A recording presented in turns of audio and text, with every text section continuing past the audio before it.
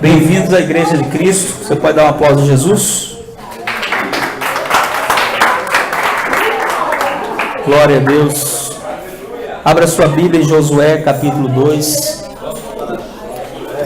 Hoje é o nosso culto da família e nós estamos meditando no livro de Josué e aprendendo com esse grande líder como conquistar o nosso território para Jesus. Aleluia. Amém? Amém. A última ministração que nós fizemos, o tema foi não cometa os mesmos erros, falando da forma como Josué foi confrontado diante dos líderes de Israel, e os líderes de Israel disseram a ele: nós queremos ver na sua vida a presença de Deus, e se nós vermos a presença de Deus na sua vida, então nós vamos seguir você. E o grande desafio daquele povo, antes de enfrentar os inimigos da terra, era enfrentar os seus inimigos internos e não cometer os mesmos erros. Hoje nós vamos falar um pouco sobre a conquista da nossa casa, da nossa família, dentro de uma visão desse capítulo 2, que é um capítulo interessante, porque revela que muitas vezes a salvação da família vem por aquele que é o mais impróprio. Às vezes, para salvar a família, Deus não escolhe aquele que eu escolheria, nem que você escolheria. Às vezes, para salvar a família, Deus escolhe o menor, o rejeitado. Deus escolhe aquele que foi colocado de lado e usa essas pessoas de onde nós não esperávamos que pudesse sair coisa alguma. E essas pessoas, então, são canais de Deus para serem usadas para resgatar a sua casa. Amém. Esse capítulo 2 fala disso. É o capítulo onde Josué envia 2 espias à terra de Jericó. E esses 2 espias recebem refúgio de uma mulher prostituta. E essa mulher prostituta, ela é o instrumento de salvação para a sua casa, mostrando que Deus pode vir por um caminho que nós não esperamos. Então nós vamos ler alguns textos, nós não vamos ler o capítulo inteiro. Quero ler só alguns versículos, mas eu quero convidar você a ler o capítulo inteiro na sua casa, se possível ainda hoje, antes do seu momento de dormir, você meditasse um pouco nesse capítulo. Diz assim o versículo 1: Então Josué, filho de Nun, enviou secretamente de Sitim, o vale das Acácias, 2 espiões, e lhes orientou: Ide, examinai todo o território, especialmente Jericó. E eles partiram, encontraram hospedagem na casa de uma prostituta chamada Raabe, e ali foram abrigados e passaram a noite.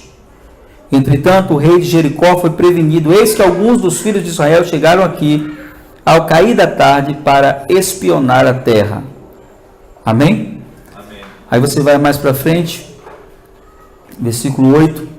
Antes que os espiões fossem dormir, Raabe subiu ao terraço e rogou-lhes: Eu sei que Yahvé vos deu esta terra, e caiu sobre nós o vosso terror, e todos os habitantes dessas terras estão tomados de medo diante de vocês, porque temos ouvido como o Senhor secou as águas do Mar Vermelho diante de vocês, quando saístes do Egito, e o que fizesse aos 2 reis dos amorreus, do outro lado do Jordão, a Seom e a Og, que destruístes completamente.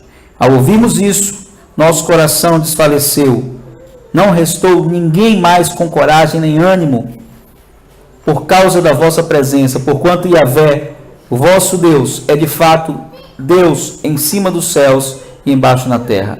E aí então vem os versículos que nós queremos destacar nessa noite. Ela diz assim: Agora, pois, jurai-me em nome do Senhor, que assim como eu tive misericórdia de vós, de igual modo tratareis com compaixão a minha família, ou a casa de meu pai, dando-me um sinal seguro de que preservareis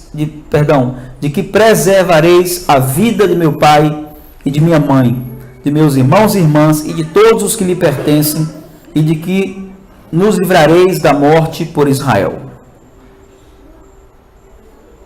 Recomendou-lhes, versículo 16, ide àquela montanha, deixa eu ler o versículo aqui que eu pulei. Deixa eu ver para onde eu quero ir aqui. Versículo 17. E os espiões israelitas concluíram o acordo dizendo: estaremos livres do juramento que nos fizeste declarar, se quando de nossa chegada a essa terra não tiveres atado esse cordão de fio vermelho escarlate à janela pela qual nos fizeste descer, e não reunires contigo em tua casa teu pai, tua mãe, teus irmãos e toda a família e servos de teu pai. Qualquer pessoa que atravessar os portais da casa para fora, o seu sangue cairá sobre sua própria cabeça, e nós não teremos qualquer culpa sobre isso, mas o sangue, a vida daquele que estiver contigo, será de nossa responsabilidade e cairá sobre nossas cabeças, se alguém puser a mão sobre essa pessoa para feri-la. Contudo, se denunciares a nossa missão, estaremos livres do juramento que nos fizestes declarar solenemente. Diante do que Raabe disse, que assim seja o acordo com as vossas palavras, ela despediu e eles partiram, e ela atou o cordão vermelho escarlate. Amém? Deixa eu ver uma parte que eu quero também destacar, que é uma das partes dos sinais da fidelidade de Deus.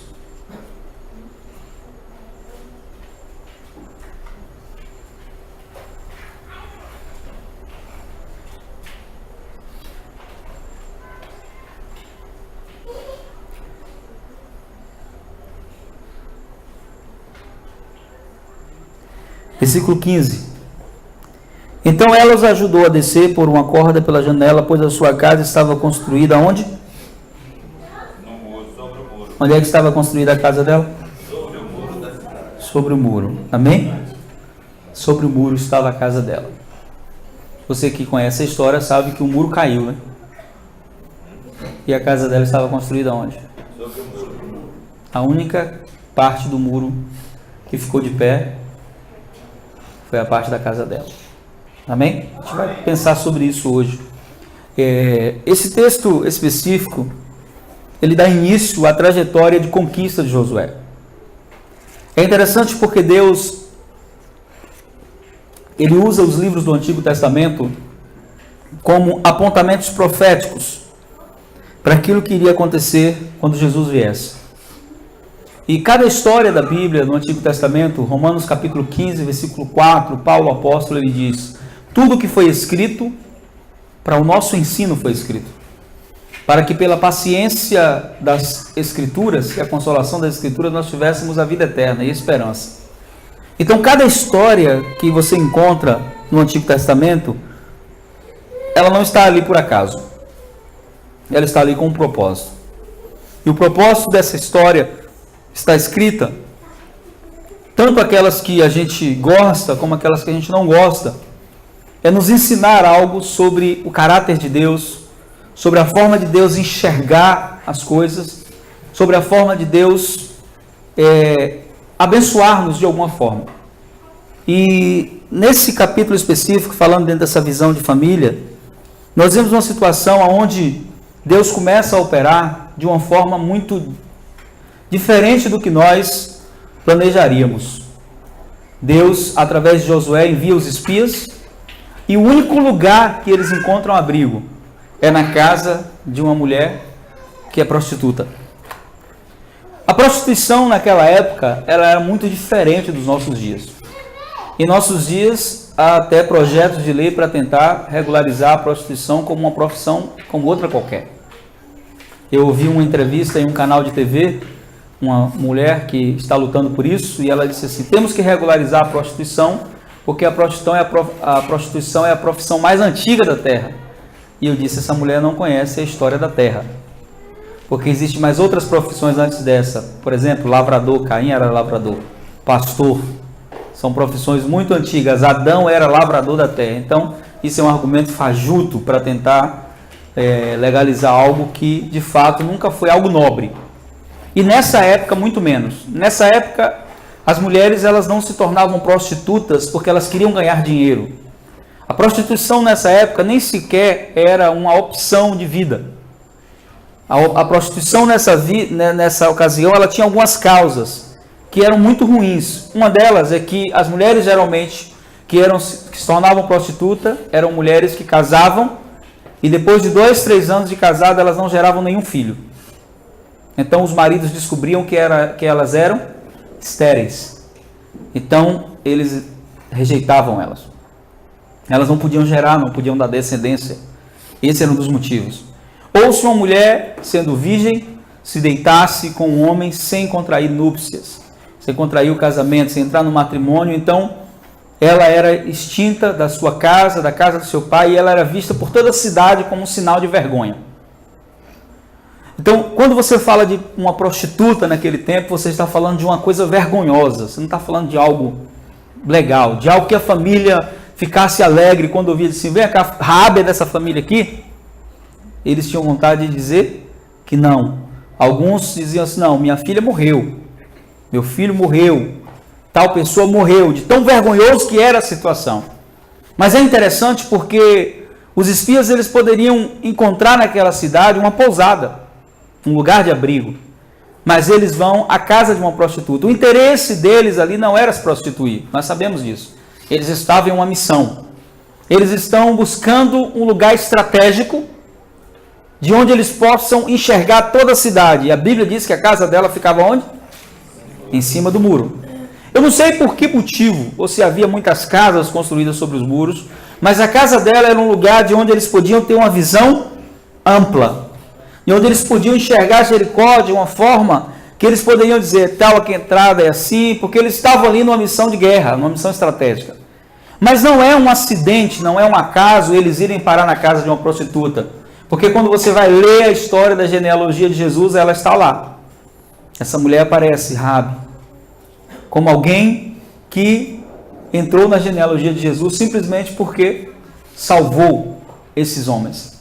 Deus a coloca, a inclui como alguém nobre. E aí nós vemos o apontamento daquilo que Jesus veio fazer. O que Jesus veio fazer? Jesus veio buscar aquilo que se havia perdido.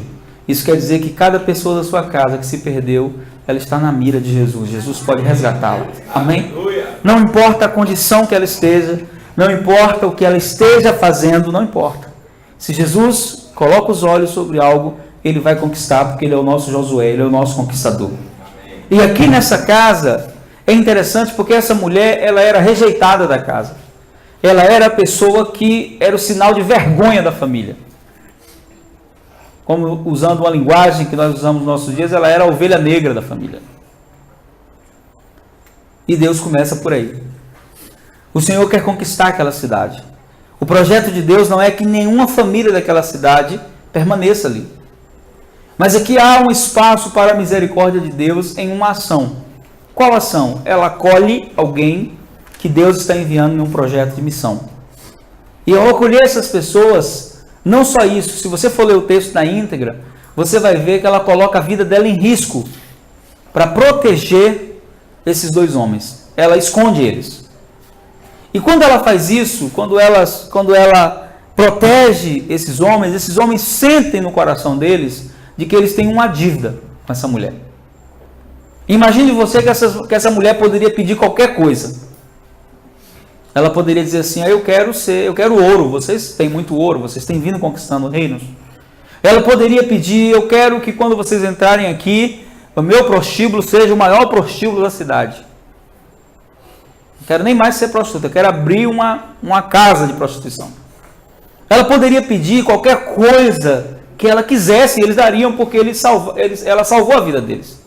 Mas o pedido dela revela algo interessante. No pedido dela, ela diz assim para aqueles homens, eu quero que vocês salvem a casa de meu pai. Ou, em outras palavras, eu quero que vocês salvem a minha família. E Deus honra. Todos aqueles que se importam com a família serão lembrados por Deus. Amém? Amém? Nós vivemos em uma época onde a família tem sido colocada como algo sem valor. Até mesmo dentro das igrejas, o período de apostasia que Paulo apóstolo disse que iria chegar, já chegou. E nós estamos vivendo uma geração onde, quando você fala de família, até mesmo dentro das igrejas, são poucos hoje os ministérios que levam a sério essa questão da família. Por quê? Porque o diabo sabe que essa estrutura chamada família mantém o equilíbrio da sociedade. Mas não mantém só o equilíbrio da sociedade, mantém o equilíbrio da igreja. Uma igreja que não acredita na restauração da família, uma igreja que não acredita que Deus pode mudar o destino da família, é uma igreja que perdeu a fé no Evangelho verdadeiro de Jesus. Porque o Evangelho verdadeiro de Jesus nos ensina que Deus resgata um perdido para que ele seja canal na sua casa, para que outros sejam resgatados. Quando eu entrei no Evangelho, quando o Evangelho me encontrou, o primeiro desejo que Deus plantou no meu coração foi de que todas as pessoas à minha volta se achegassem a Deus, mas principalmente os da minha casa. Se você não tem esse desejo, Paulo vai dizer em 1 Timóteo capítulo 5, versículo 8, que aqueles que não se importam com os seus, principalmente com os da sua casa, negou a fé e é pior do que o incrédulo. Então, quando não há esse desejo, quando o desejo é deixar para trás, ela poderia dizer assim, olha, não, agora vai ser a hora da minha vingança. Agora é a hora da minha vingança. Porque eles me rejeitaram. Eles viraram as costas para mim. Imagine você se essa mulher fosse prostituta porque ela era estéril. Que culpa tem ela de ser estéril? Então, ao invés da família acolher ela e dizer assim, não, minha filha, você não pode gerar. Não, a opção que ela teve foi ir para a prostituição. Imagine agora essa situação, ela tem a oportunidade de dizer para a família assim, olha, agora vocês vão me pagar o que vocês me fizeram. Mas não é esse o coração dessa mulher. E a Bíblia diz que Deus não vê como vê o homem. Deus vê o que está no coração. E quando Deus olha para o coração de Raabe, Deus sabe que o princípio do coração dela, mesmo sendo uma mulher envolvida com a prostituição, era um princípio de preservação da casa, da família. Então ela diz, salve meu pai, salve minha mãe, meus irmãos. Eu quero que a casa do meu pai, e não só isso, se você for ler o texto, ela diz, até os servos da casa de meu pai, eu quero que sejam preservados. Então essa mulher, ela nos ensina algo essa noite. Deus está olhando para o nosso coração. O quanto nós nos importamos com a nossa família, independente da situação que a gente vive na nossa casa.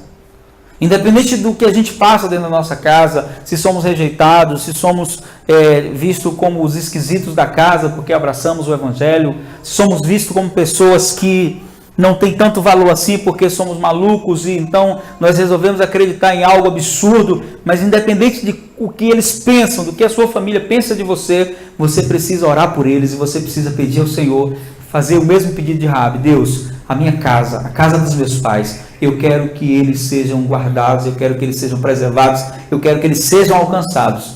Esse é o coração que Deus está procurando. Amém? Amém. Não alguém que diz assim, não, está tudo bem comigo, eu estou com Jesus, a minha vida está uma bênção, está tudo dando certo, e agora minha família vai ver quem é Deus na minha vida, né? A gente vê muito isso, né? Esse evangelho da vingança, onde o meu sucesso não é para glorificar o nome de Deus, o meu sucesso é para humilhar quem me humilhou. O meu sucesso é para mostrar para as pessoas que eu sou de Deus e que elas não são. Esse não é o Evangelho de Jesus. Toda pessoa que foi alcançada pelo Evangelho de Jesus, ela quer alcançar outras pessoas. Ela quer que o poder de Deus também manifeste na casa dela. Então a maior vitória que existe para alguém que de verdade foi alcançado por Jesus é dizer para as pessoas na sua casa, eu quero que um dia Jesus resgate você também. Não para mostrar que foi através de mim, né? Ah, não, porque foi através da minha oração, através da minha vida. Você tem que entender que você não é a causa. Você é o meio que Deus quer usar para a sua família ser alcançada. Mas a glória é dele, a honra é dele, o louvor é dele, a adoração é dele. E essa mulher aqui, ela entra nessa dimensão, ela diz assim, olha, o meu pedido é esse, eu não quero ouro, não quero prata, eu quero a salvação da minha família. Quantos querem a salvação da sua casa? Amém. Esse tem que ser o desejo do seu coração. Não quero ouro, eu quero que Deus alcance as pessoas da minha casa. Porque muitas vezes nós perdemos a visão correta. E esses homens então eles fazem um acordo, porque o nosso Deus é um Deus de alianças. Amém? Amém. Você tem uma aliança com Ele. E o acordo é, olha, tá bom, nós vamos salvar a sua casa. Agora, para salvar a sua casa, você tem que trazer todos eles para dentro da sua casa. Imagina a cena, Raabe chegando em casa agora e dizendo assim, vamos lá para o lugar onde eu vivo a minha vida. Talvez ela ouviu assim do pai, né? Eu nunca vou pisar na sua casa. Isso é uma vergonha para a família. Mas ela agora diz assim, se não for, não vai ser salvo. Se não for entrar lá em casa, Vai morrer. Já imaginou a cena? Os espíritos assim, olha, só vai ser salvo quem estiver debaixo do seu teto. É como se eles estivessem dizendo assim, a aliança não é com seu pai, não é com sua mãe, não é com seus irmãos, é com você. Se não estiver debaixo do seu teto, não vai ser salvo. Já imaginou agora? O orgulho sendo quebrado. Sabe por que o orgulho é quebrado? Um dia eu estava conversando com um amigo e nós fomos ouvir um grande homem de Deus pregar. E nós tivemos que chegar muito cedo, 5 horas da manhã. Ele ia começar a pregar meio-dia. Nós chegamos 5 horas da manhã, ainda não, e quando nós chegamos lá, já tinha gente que tinha dormido lá. E quando nós estávamos ali na fila, esse amigo meu, pastor, disse assim, o que faz tantas pessoas enfrentarem uma fila dessa para ouvir um homem pregar? E ele falando, ele estava ali também para isso. Aí ele disse assim, eu sei que é a unção, que é a presença de Deus, mas tem algumas coisas mais. Aí eu respondi para ele, nem todo mundo que está aqui por causa da unção. Tem gente que está aqui por causa da necessidade. E chega um momento na nossa vida que a necessidade é maior que o orgulho. Não é verdade? A necessidade é maior que o orgulho. Jairo viveu isso. A Bíblia diz que Jairo era um chefe da sinagoga. Ele conhecia Jesus. Ele sabia quem era Jesus. Mas ele nunca foi até Jesus. Mas um dia a necessidade bateu a porta dele. E a necessidade que bateu a porta dele pegou a única filha. Poderoso, chefe de sinagoga, conhecedor da palavra, mas chegou numa situação que nem o conhecimento, nem o poder monetário, nem os acessos das pessoas poderiam resolver. Tem situações em nossas vidas que só Deus pode resolver. Aleluia. E aí sabe o que o chefe da sinagoga faz? Entra no meio da multidão. Esquece que é o chefe da sinagoga, esquece que é o doutor da lei, esquece que é o cara que as pessoas batem continência, que tem reverência, e vai no meio da multidão se encontrar com Jesus. Sempre que eu leio esse texto eu pergunto, será que se a filha dele não tivesse ficado doente? Será que algum dia, mesmo admirando Jesus, mesmo conhecendo Jesus, será que algum dia ele iria entrar no meio da multidão para encontrar Jesus? Talvez não. Tem muita gente assim. Que o que está levando ela não é a presença de Deus. É a necessidade dela. E às vezes a nossa necessidade é maior que o nosso orgulho. Me lembro de um dia que eu fui orar por um homem. O irmão dele congregava conosco e ele era um cara muito rico, tinha muito dinheiro. E ele tinha tido um AVC. Ele era novo, teve um AVC com 38 anos de idade. Rico, cheio da grana, e ele era praticante do espiritismo. E já tinha feito todas as viagens que você imaginar, onde ele ouvia dizer que tinha um médium que pudesse resolver o problema dele, ele ia. E esse fato aconteceu bem na época em que o Dr. Flitz apareceu, não sei se vocês lembram disso. E ele foi lá para Brasília para ser operado, foi operado pelo Dr. Flitz, mas não teve reação nenhuma, aí ele ficou com o lado esquerdo esquecido. Então ele não mexia nem o braço e nem a perna. Falava com dificuldade, e o irmão dele disse, vamos lá, pastor, fazer uma visita para o senhor conhecer ele, quem sabe Deus não faz algo. E no dia que eu fui conhecer ele cheio de pompa, cheio de orgulho, né? Mesmo nessa situação de fragilidade, ainda com muito orgulho. E ele me olhou, né? Na época eu tinha 19 anos de idade, pastor, magrinho, parecia assim o Edson, né? Ele olhou para mim assim e disse assim, você é o pastor? Ele disse, sim senhor. Tão jovem? Disse, pois é. Às vezes o nosso milagre vem, né? Por uma porta que a gente jamais queria entrar, né? Às vezes a nossa bênção vem por um caminho que a gente jamais queria passar. Por isso que a gente não pode ignorar o que Deus traz. E aí quando eu olhei para ele, o Espírito Santo falou comigo assim, eu vou curá-lo através da sua vida. E eu então, cheio de ousadia, porque eu tinha recebido uma palavra revelada de Deus, disse: olha, eu vou orar por você, você vai ser curado. Aí ele: eu vou ser curado, eu já viajei. Aí começou a falar, né? Eu já viajei em tantos lugares, já gastei tantos filhos, o seu dinheiro não pode curar. Os espíritos que você conhece não pode curar, mas um Deus que eu creio pode te curar. E se eu orar por você, você é curado. E aí ele abriu a boca e disse: se eu for curado, minha única opção é reconhecer que Jesus de verdade é o que você diz que ele é. E assim, eu vou orar por você, você vai curar. Você vai orar agora? Não, não vou orar agora não. Só vou orar semana que vem. Mas por que você não ora hoje? Assim, porque eu não quero. E ele começou a ficar, né, vermelho, olhando para mim. Ele não me ofereceu dinheiro porque ele já sabia que eu não iria receber. Isso quer dizer que você tem condições de orar e eu ser curado e você não vai orar hoje, vai esperar uma semana, assim, é isso. Por quê? Por causa do seu orgulho. Porque você é orgulhoso. Semana que vem eu volto. E aí, quando eu saí, que eu entrei no carro do irmão dele, o irmão dele disse assim: você é maluco. Você correu risco de morte agora. Você não sabe o quanto ele é violento, você não sabe como ele é ruim. Deus sabe tudo isso. Por isso esse tratamento.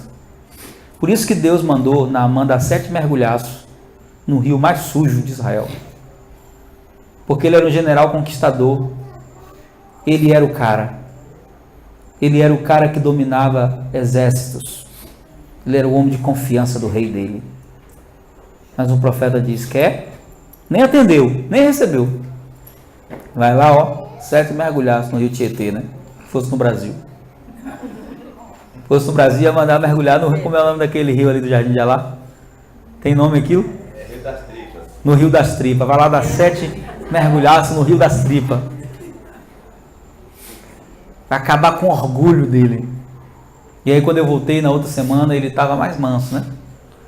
Eu disse assim: como é que você está? Estou bem, conversamos, tudo. Aí ele disse assim: hoje o senhor vai orar por mim, né? Eu disse: não vou orar hoje por você.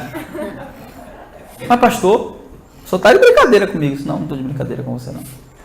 Eu vou orar por você domingo. Isso era uma sexta. Aí ele disse assim: domingo assim, não é aqui na sua casa, é lá na igreja. Mas eu nunca entrei na igreja evangélica, vai entrar agora. Aí disse: tá bom, eu vou. E ele foi, né? E o pessoal da cidade conhecia ele, sabia que ele era um homem poderoso, né? E achou estranho ele entrar na igreja, porque ele era aquele cara que falava mal de crente, aquele cara que detonava o evangelho, que pastor é tudo ladrão, que pastor não presta. E aí, no meio do culto, né? Sempre que eu terminava a pregação, eu orava por milagres. Eu disse assim: eu quero chamar quem precisa de um milagre, vem aqui na frente. Não chamei ele, eu quero chamar quem precisa de um milagre, vem aqui na frente. E ele veio. Orei por todos, depois que todo mundo orei, eu disse assim: você fica. Aí eu disse assim: você não consegue mexer a sua mão? Ele disse: não. Você não sente nada? Eu disse: nada. E o pé? Também não. Amém. Coloquei a mão nele, orei. Quando eu orei, enquanto ainda estava orando, ele começou a fazer assim com o braço. Começou a tremer. Aí ele está formigando. Você fica quieto que eu estou orando. E aí quando eu terminei a oração, eu disse: tente fechar a mão. Aí ele conseguiu fechar a mão, começou a chorar, aceitou Jesus. Foi plenamente curado, instantaneamente os movimentos dele foram restaurados. Ele voltou para casa andando normal, né? E aquele homem se converteu de verdade ao evangelho, se tornou um dos discípulos mais preciosos que nós tínhamos naquela região. E Deus operou na vida dele. Mas para Deus fazer aquilo, Deus teve que quebrar o orgulho. Tem muita gente assim. Imagine a família de Raabe. Família orgulhosa. Mas Deus tem um caminho para chegar. Amém? Amém? E o caminho de Deus ali foi Raabe. A rejeitada. A exclusa da casa. Ela foi o caminho. Imagina ela chegando na casa do pai e dizendo assim: meu pai, eu não quero você receber você aqui não. Calma, meu pai, deixa eu falar. Você está sabendo que o povo de Israel vem conquistando tudo quanto é reino que tem aí, né? Sim, já ouvimos. Está todo mundo apavorado, a cidade inteira está apavorada. Pois eu recebi 2 espias da minha casa. O quê? Sim. E eles prometeram poupar a minha vida e da minha família. Mas tem uma condição. Qual é a condição? Vocês têm que ir lá para casa. Imagina uma família entrando na casa de Rabi e a cidade vendo. Nossa, o pai, que absurdo! Não pode, os irmãos, até os servos, entra aqui todo mundo. E aí eles fazem um acordo profético. Eles pegam um cordão vermelho, simbolizando o sangue do Cordeiro, a redenção em Jesus, e dizem assim, olha, amarra aí na janela. Nós vamos olhar e vamos ver esse sinal. E esse é o sinal que vai proibir qualquer soldado israelita de tocar na sua casa. Mas não eram os soldados israelitas que iriam derrubar a muralha. Você sabe disso, você conhece a história. Quem ia derrubar a muralha é os anjos do Senhor. Ali mostra que os anjos honram um acordo feito dentro daquilo que Deus falou. E eu quero dizer que a sua casa está marcada com o sangue do Cordeiro. Por isso os demônios têm que olhar e eles não podem tocar naqueles que são seus, porque existe um acordo entre os céus e você. Aleluia. Existe um acordo entre o Deus Todo-Poderoso e você. O acordo está selado. A condição é, tem que vir para debaixo da sua proteção. Como é que você faz isso? Com oração. Como é que você faz isso? Guardando a sua família. Casa fala de lugar de habitação, de proteção. Então, quando você é um intercessor, a sua casa está guardada pelo poder de Deus. Quando você é um intercessor, o seu ministério está guardado pelo poder de Deus. Quando você é um intercessor, existe um sinal de aliança entre Deus e você, e Satanás e o inferno têm que respeitar. Então, quando o exército de Israel vai, e a gente vai ver isso na semana que vem, o extraordinário acontece. Por quê? Porque o muro inteiro despenca, mas a casa dela fica de pé. Interessante isso. Lendo a história dos hebreus, Flávio Joséfo diz que o muro de Jericó, não era um muro como os nossos dias. Ele não era um muro como esse aqui, feito de tijolos. Ele era um muro feito de pedras. E ele diz que cada pedra tinha em média 1,5 metro de comprimento por 1,20 de largura. Você imaginou o tamanho dessas pedras? E ele fala, Flávio Joséfo diz, era impenetrável Jericó. Era uma cidade impenetrável. Então a casa dela era estruturada em um lugar do muro. E Deus manteve a aliança com ela de forma tão poderosa que o muro inteiro caiu, mas a casa de Rabi ficou de pé. O que é que nós aprendemos aí? Que se você tem uma aliança com Deus, meu irmão, pode desmoronar tudo ao seu redor. 1000 cairão ao teu lado, 10.000 à tua direita, mas a sua casa não vai ser atingida. Amém. Nenhum mal te sucederá, nem praga alguma chegará à sua casa. Você recebe isso? Amém. Mas você precisa crer que aquele que fez a aliança é fiel. E tem pessoas que vão ter que crer naquilo que Deus falou para você. Se os pais e a família dissessem, não, nós não acreditamos no que Deus falou com você, iriam morrer. Então Deus, o próprio Deus, vai criar circunstâncias para que na sua casa você seja instrumento de resgate. Você recebe isso? Amém. Ele vai criar situações no meio da sua família para que através de você aconteçam milagres, aconteçam situações. Eu vivi isso várias vezes na minha família. Várias vezes. Isso é tão consolidado no ambiente da minha casa que os meus irmãos, os meus pais, quando eles precisam tomar uma decisão que eles sabem que precisa de uma intervenção divina, eles me ligam. Eles pedem oração. Porque eles sabem que eu sou agente de milagres. Você é agente de milagres. Amém. Deus se separou no meio da sua casa como agente de milagres. Amém. Deus se separou no meio da tua casa como um sinal da redenção. Você recebe isso? Amém. Deus se separou no meio da tua casa como um sinal profético para resgatar toda a sua família. Amém. Talvez muitos de nós aqui era como Raabe, não uma prostituta, mas talvez a pessoa mais difícil da casa. Talvez o rejeitado, talvez aquele que a gente olhava assim, não, esse aí não. Mas Deus pega essas pessoas e coloca como um caminho de redenção. O que é que nós aprendemos com esse capítulo 2 de Josué? Que o caminho do homem nem sempre é o caminho de Deus. E que o caminho de Deus, na maioria das vezes, não é o caminho do homem. Poderia ter sido a casa de qualquer pessoa, mas Deus escolheu honrar em toda uma cidade a casa de uma prostituta. Não porque ela era prostituta, não. Mas porque ela fez a coisa certa. Ela entendeu o tempo de Deus. Ela entendeu o quê? Tempo de Deus. O tempo de Deus. Como foi que ela entendeu o tempo de Deus? Ela entendeu que era inevitável resistir a Israel. Ela entendeu que se ela entregasse aqueles homens, ela não ia ajudar o reino dela. Ela entendeu que o que estava acontecendo ali, aquela invasão, não era uma coisa humana. Era algo divino. Então essa mulher, ela entendeu o tempo de Deus. Ela disse, só tem uma opção agora. Eu me rendo a esse Deus. Porque se eu não me render a esse Deus, vai acontecer comigo o que vai acontecer com todo mundo. Eu vou ter que morrer. Vou morrer, não vou escapar. Então ela entendeu o tempo de Deus. Quando ela conta a história das conquistas do povo de Israel, ela está dizendo assim, eu reconheço que o Deus de vocês é o Deus verdadeiro. Eu reconheço que o Deus de vocês é o Deus que de verdade pode salvar. Por isso que eu estou recorrendo a Ele. Os nossos não podem salvar, mas os de vocês podem. E eu quero que Ele salve a minha casa. E eu quero dizer para você que aquele Deus que Raabe reconheceu, aquele Deus que ela olhou e viu agindo na sua casa, no meio da sua família, aquele Deus que ela recorreu quando ela percebeu o perigo, é o Deus que nós temos aliança com Ele. Amém. Ele é o nosso Pai. Amém. E nós temos algumas vantagens sobre Raabe. Uma delas, nós somos filhos de Deus. Amém? E com essa aliança de sangue, a nossa casa está preservada. A casa estava em cima do muro, lugar de perigo, lugar de ruína, lugar que ia ser destruído. Isso nos ensina que se você tem uma aliança com Deus, sua casa pode estar em qualquer lugar, o inimigo não vai tocar nela. Amém. Não importa o lugar, não importa a situação, não importa a circunstância, sua casa está guardada pelo sangue do Cordeiro. Aleluia.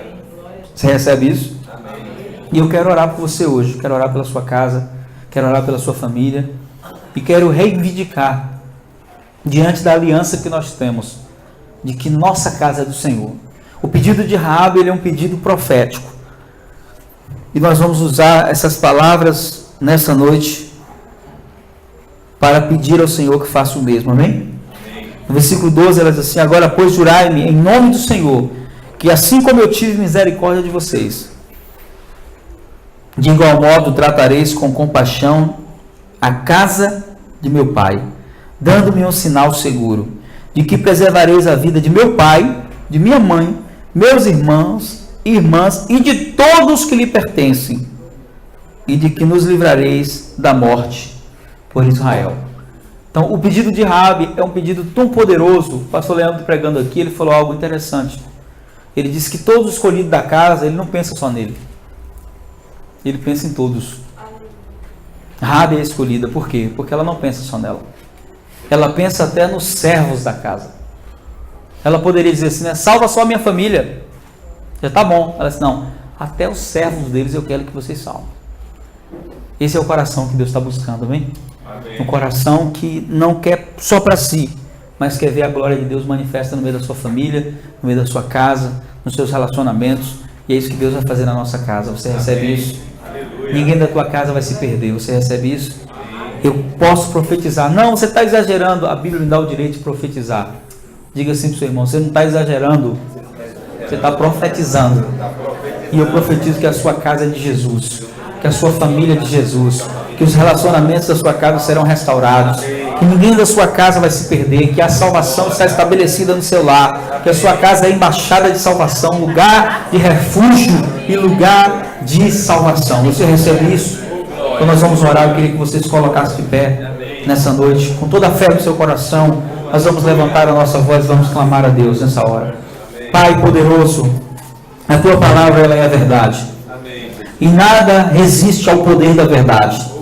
A verdade do Senhor está estabelecida em nossa casa, em nosso coração, em nossa vida. Como discípulos de Jesus, nós somos convidados, Pai, por Ti, a acreditar que a salvação não é só para nós, mas como aquele carcereiro ouviu dos lábios de Paulo, crê no Senhor Jesus Cristo e será salvo tu e a tua casa. Nós oramos agora profeticamente pela nossa família. Nós oramos pela família das pessoas que vão escutar essa mensagem. Espírito Santo, nós declaramos que salvação chegue. Assim como a casa de Raabe foi preservada em meio ao caos, em meio à crise, em meio ao desespero, em meio a um estado de guerra, em meio a uma situação onde a morte era o destino, nós queremos declarar agora, Pai, que todo destino traçado pelo Satanás, pelas trevas, está cancelado em nome de Jesus. toda arma forjada contra nós, contra a nossa casa, contra a nossa família, nós queremos agora paralisar na autoridade do nome que é sobre todo nome. E nós declaramos agora, Senhor, que todo espírito de morte, todo espírito de enfermidade, todo espírito maligno que vem para roubar a paz no meio da família, todo espírito que vem para trazer divórcio, separação, que vem para trazer inimizade entre filhos e pais, todo espírito que opera nos últimos dias trazendo contendas, nós agora ordenamos, batam em retirada na autoridade do nome de Jesus. E nós declaramos: nossa casa é do Senhor Jesus, cada um da nossa família, Senhor, é teu, por direito de redenção, por direito de criação. Por isso agora nós te pedimos: envia os teus anjos. Levante sua voz agora, envia os teus anjos, Pai, em direção às nossas casas. Meu Deus, aonde está cada um dos nossos familiares, aqueles que ainda não te conhecem, aqueles que estão aprisionados nas cadeias da religiosidade, da prostituição, dos vícios, meu Deus, da cegueira espiritual. Envia os teus anjos nessa hora onde eles estão, Senhor, e começa agora a cortar todo o grilhão, começa a cortar agora todo o laço, começa a cortar agora, Senhor, todo tipo de prisão espiritual que prendeu essa pessoa, que acorrentou ela, que colocou ela em uma situação de engano, colocou ela em uma situação, Senhor, de depressão, de humilhação. Nós agora queremos declarar o teu poder se manifestando, e toda força maligna seja quebrada agora na autoridade do nome de Jesus. Nós queremos declarar, Senhor, que sobre nossa casa não vale encantamento, sobre nossa casa não vale nenhum tipo de ação maligna, e que o Senhor é Deus, e nós veremos a tua glória. Assim como o Senhor nos alcançou, nós e nossa casa serviremos ao Senhor. Nós veremos cada um da nossa família aos teus pés, nós veremos cada um da nossa família rendido a ti. De verdade nós veremos, Senhor, cada um da nossa família te adorando, Senhor. Eu profetizo, Senhor, que ainda esse ano, na casa dessa pessoa, vai acontecer milagre de salvação. Que o impossível aos olhos dela vai acontecer. Que aquele homem vai se converter, aquela mulher vai se converter, aquele filho, aquele irmão, aquela pessoa que ele está orando, que o mundo diz que não tem jeito, que o mundo diz que é um caso perdido, o Senhor é poderoso para resgatar. Assim como o Senhor nos resgatou um dia, nós estamos aqui hoje como resultado da oração de outras pessoas. Eu quero declarar que as orações nessa noite estão chegando até o teu trono, e elas vão descer como resposta de salvação na nossa casa. Olhe comigo assim, diga assim: Senhor Jesus, eu creio que eu e minha casa serviremos ao Senhor. Eu creio que a minha família, assim como a família de Raabe, será salva. Debaixo da minha casa, debaixo do meu teto, existe proteção do céu, existe salvação, existe refúgio, existe segurança. E eu declaro que a minha casa é abrigo seguro, onde a tua presença traz paz, traz salvação, traz livramento. E assim como foi a casa de Raabe, eu declaro que todos que cruzarem os umbrais da minha porta verão a tua mão, verão salvação. E eu profetizo que a minha casa é um lugar de milagres. A minha família verá a tua glória, em nome de Jesus. Você que crê nisso, dê um aplauso poderoso a Ele. Aleluia! Glória a Deus! Bendito seja o nome do Senhor. Aleluia! Aleluia! Os espias disseram para ela: todos que estiverem debaixo do seu teto não serão tocados. Eu quero liberar isso sobre a sua casa. Você recebe? Aleluia! Diga esse irmão: todos que estiverem debaixo do seu teto não serão tocados, porque a sua casa está debaixo da proteção dos céus. Amém? Dê mais um aplauso lindo a Jesus.